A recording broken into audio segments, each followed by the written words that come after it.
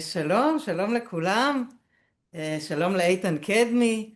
אז שלום שמי לנטע. נטע לבנה, אני אומנית מנדלות ומעצבת תכשיטים, ואני שמחה לארח כאן היום את איתן קדמי. אנחנו נמצאים בשרשרת אומנות בערוץ הפודקאסטים הקהילתי, סיפור 555. אז היום אני מארחת את איתן קדמי, שהוא אומן, מורה למנדלות, וחוקר מזה יותר מ-23 שנים את העולם של המנדלות ואת עולם האומנות והציור. אז איתן, בוא תציג את עצמך, אתה בטוח תעשה את זה יותר טוב ממני. אוקיי. קודם כל שכחת להזכיר שהתלמידה שלי אהובה. ברור, אנחנו עוד נדבר על זה. השתתפת בקורס של ציורי מנדלה בהשראת הארכיטיפים של קארל יונג, שזה בעצם הדבר הכי הכי חשוב שאני חוקר מזה כל כך הרבה שנים, את הקשר שבין קארל יונג למנדלות. וברגע שגיליתי את זה, את הקשר הזה, זה עשה לי איזה מהפכה בחיים.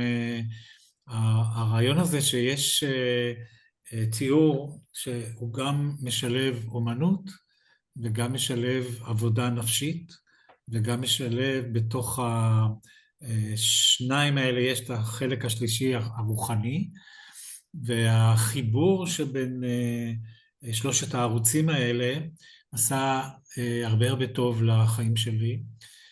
המנדלה הגיע בתקופה מאוד מאוד קשה בחיי, תקופה של שבר גדול במשפחה ושבר כלכלי, וברגע שהכרתי את המנדלה, או שאני קורא לזה שהמנדלה התגלתה בפניי, הרגשתי שהדיכאון שהייתי בו והחוסר חיים שתקף אותי פתאום השתנה, והתחלתי, ככל שציירתי מנדלה, התחלתי להרגיש שאני יותר חי, יותר, הדיכאון עובר ואני מרגיש יותר חזק, וזה היה פלא מאוד גדול. בהתחלה לא הבנתי על מה מדובר, אבל אחר כך שהתחלתי לחקור למה אני מרגיש כל כך חזק, מה זה הדבר הזה שאני מצייר ואני מרגיש ריפוי מדיכאון. ואז התחלתי לקרוא באינטרנט על מנדלות, וראיתי שכל פעם זה מוזכר, יונג, יונג, יונג, יונג.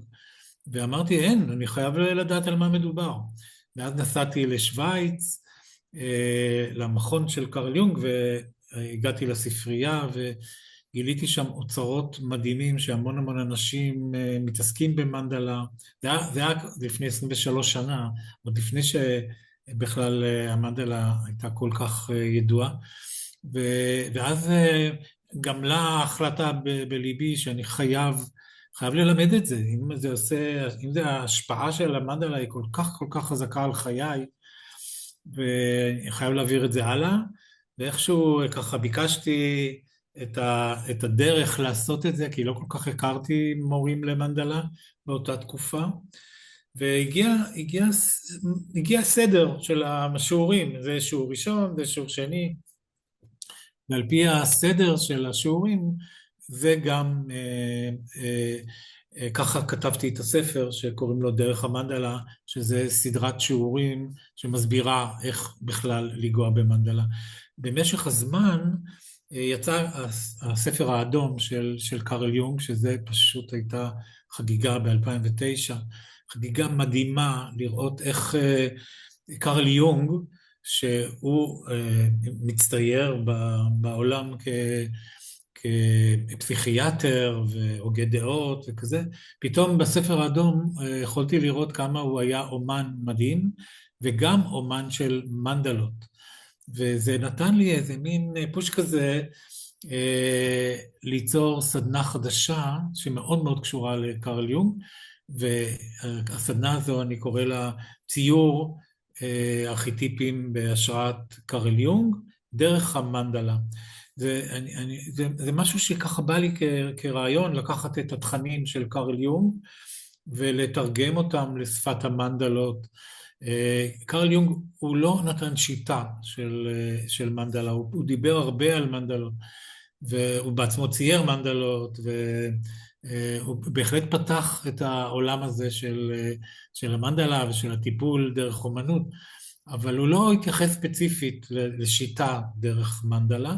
זו שיטה שאני פיתחתי, איך לצייר מנדלות, והדבר שאני הכי עובד עליו כבר הרבה זמן, אני עכשיו בסיום של כתיבת הספר, עוד מעט יצא, זה איך לקחת את הארכיטיפים שקרל יונג מדבר עליהם, ואולי אחר כך אני אגע באיזה ארכיטיפים, ולצייר בהשראתם מנדלה. והחיבור הזה הוא חיבור באמת מפתיע וחזק, ונטע, את היית בקורס כזה של ציורי מנדלה בהשראתם.